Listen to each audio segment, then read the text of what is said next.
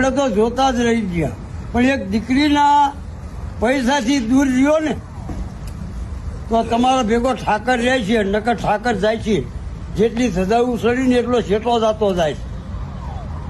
સદાયું બંધ કરો, કાં તો આ ચાલુ રાખો. ઠાકરનું નામ લ્યો તો દીકરીના પૈસાને ન લે ઈ ભરવા.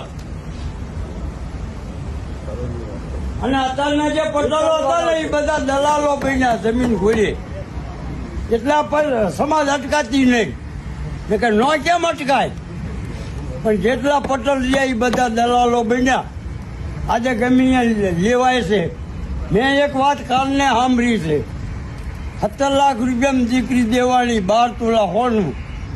એટલે આવી દીકરી માથે જુલમ જો પાછો રહેશે તો ઠાકર તમારા ભેગો રહેશે. હજી મિટિંગો બીજી કરો, પણ આ રસ્તે સમાજને લાવો અને મહેનત કરો. તમને ભગવાને જો કાંઈ આલ્યું હોય તો મહેનત કરો, ખર્ચો કરો. અને આવી ઘણી મિટિંગો કરવી પડશે. આ એક મિટિંગે નહીં પતે. હવે એ કોઈના ગામની જવાબદારી લેતો હોય તો આજ મારા ગામની 500 ખર્ચે હું લઉં.